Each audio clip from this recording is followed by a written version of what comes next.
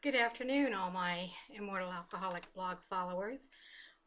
This is Linda. I'm the Immortal Alcoholic's wife. And this is not particularly a easy video for me today. I have some things that I need to tell you about, or not necessarily need to tell you about, but I think that it's important to share with you, especially for those of you who have been following Riley from the very beginning of the blog back in 2009.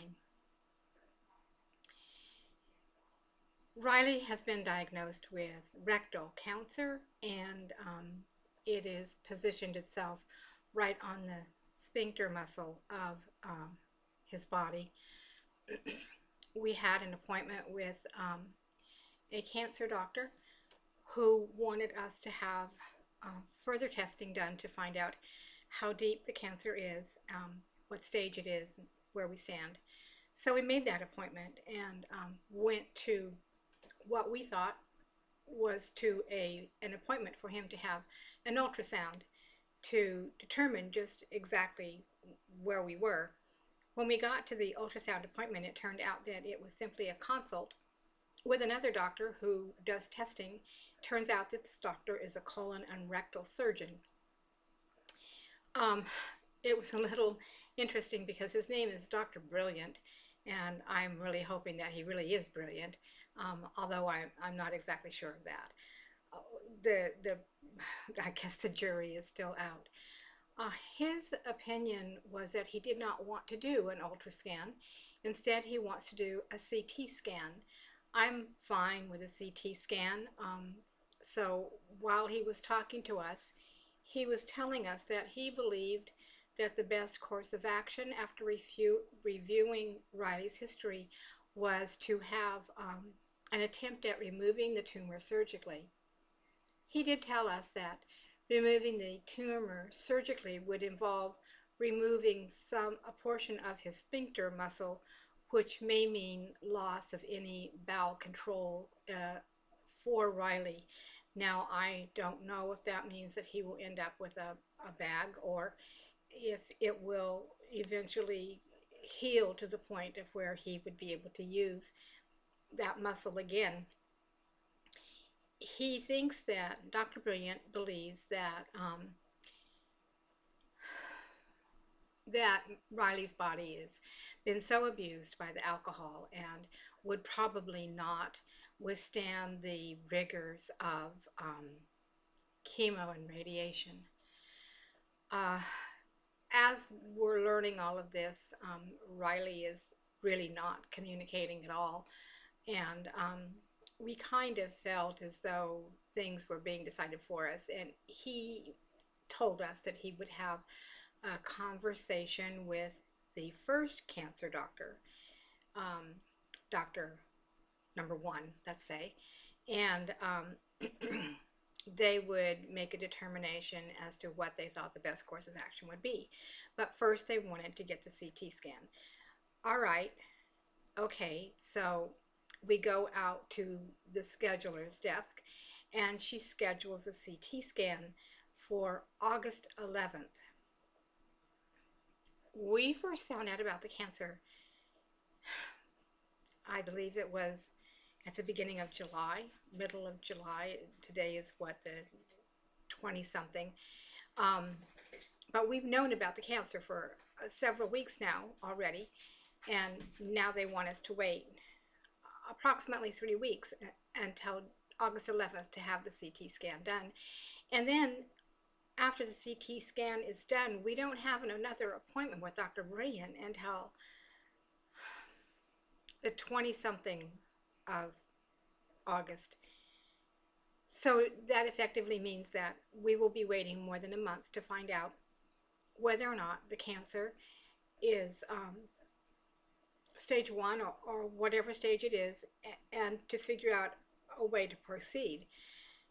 I always thought that cancer was something that needed to be handled with great urgency, but it's quite possible I am wrong.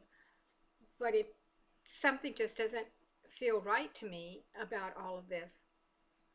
But I kept my opinions to myself, believe it or not quite in my personality profile. And Riley and I went off to lunch. Sitting at lunch, we didn't really say too much. Riley is not a barrel of conversation anyway. But I did point out to him, I asked him, do you understand what the doctor was talking about? And he said, only marginally. I reiterated to him that if they perform surgery rather than chemo and radiation, that he might lose his ability to control his bowels. And that he probably wasn't healthy enough for chemo and radiation. His response was he did not want surgery. He would rather take his chances with chemo and radiation. And that was about where the conversation pretty much ended. However, he did say something kind of interesting. He said, I wasn't supposed to live all those times from detox. And I did. So how do they know if chemo and radiation is going to kill me? I survived it before. It's quite possible I'll survive it again. I have a real hard time arguing with that kind of logic. So today, Saturday morning, I guess this is Saturday, my days have gotten so mixed up. For the past few days, I have been wrestling with a quality of life issue that stems far deeper than whether Riley's quality of life will be greatly changed by him having to wear a colostomy bag, which I totally understand and respect his opinion that he did not want that. But it brings to mind whose business is it what quality of life he chooses. I beat myself up. For the past few days, I've been beating myself up over and over again, feeling as though I have forced Riley into a lifestyle that is not of his liking. And I had to really sit down and sort through things and do a lot of soul searching before I realized that I didn't really choose this lifestyle for Riley. Riley chose to drink. He chose and accepted all of the consequences that went with that. He nearly died so many times, and I, along with the rest of the family, were willing to accept that consequence and were prepared for it. And when he didn't die, it wasn't our choice. It wasn't that we would have chosen for him to die, but it wasn't our choice to make. And some, if you want to call it a divine intervention, a divine power, whatever, took that decision away from us, and he lived. So it feels a little, your life was saved over and over again for you to just die from cancer. And I don't know why that leaves me feeling like I have kind of put him into a position where his life to him may not appear to be worth living. If he is faced with living the same kind of life in the same place, in the same way as he always has, maybe that doesn't generate in him the desire to continue living to the point of where he would be interested in having the surgery. And even if he has the surgery, it doesn't mean that he isn't going to need the chemo and radiation. I don't feel that responsible for the cancer. I didn't cause it. I didn't put it there. It's not something I would have willed on him. I just wonder, in the grand scheme of things, in trying to help him by giving him a soft place to die back in 2009, did I alter his lifestyle to the point of where he actually no longer wanted to live? I don't know. I don't think so. I think that what I did was what any person would do for any other sick person. Um, and that has to be the extent of it. I have told the big lifestyle change that I have imposed upon him is the fact that he no longer drinks. But I could not see any necessity for having him drink after having gone through the hospice and gone through the recovery and nursing him back to health. And I, believe me, I am not a nurse. The things that I did for him are so out of character for me. But I could not have just not fed him or not helped him learn to walk again. Those are things I could not have done. So the only way that I affected his lifestyle was in the fact that I have been keeping alcohol from him for about a year, based on the fact that it could kill him. Well, he doesn't seem to want to live without the alcohol.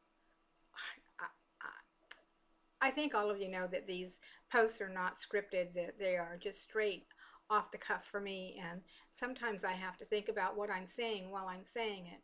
And so if I don't seem like I'm making any sense, please forgive me. I've had many sleepless nights lately. It's not my right to keep the alcohol away from Riley. He is not in a position where he can hurt anyone. His drinking is only going to hurt himself. There is nobody else involved here except the two of us. I have made a decision, and I know that I'm going to get a lot of negative feedback about this.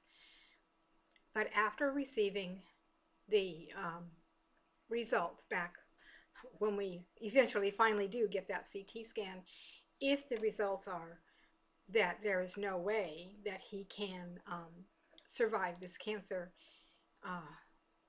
without the surgery, and he opts not to have the surgery, if his prognosis is extremely poor, I'm going to gather up whatever papers I have to gather up and release myself from the burden of having to prevent him from drinking, which is,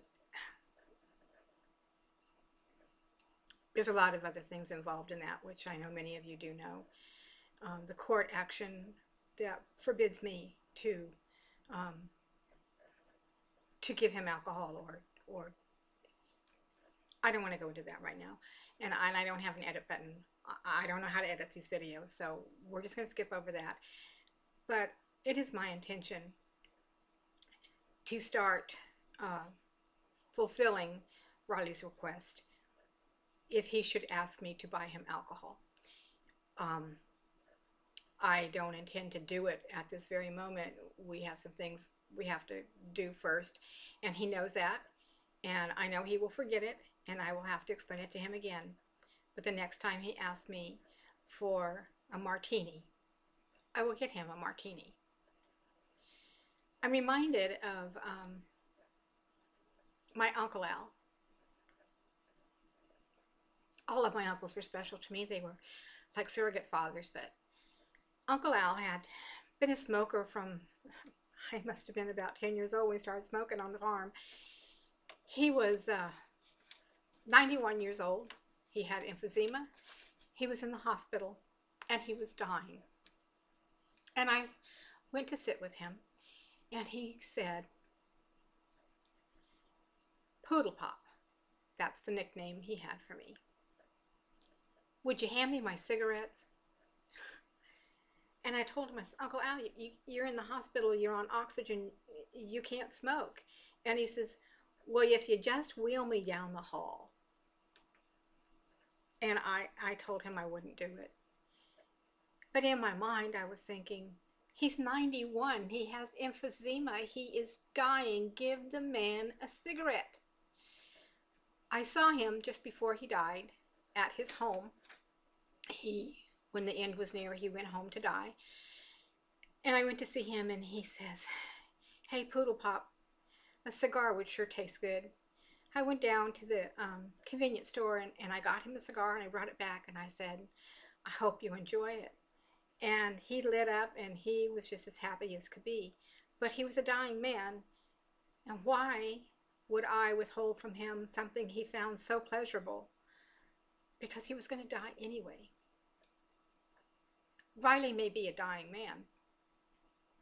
The one thing he finds the most pleasure in right now is drinking. He has no social connection activity. He has no ability to drive. He can't even use the computer. His days are filled with watching TV, napping, and eating, and that's it. And if he finds some pleasure in drinking, I will supply him with the alcohol. That's all I have to say for now. I will keep you posted, and I may be doing more writing because I'm finding it kind of hard to keep things together in this video post. So Riley doesn't really have a connection with God, but if you so choose, please send him prayers, because I do think he's going to need them no matter what the outcome is. Thank you.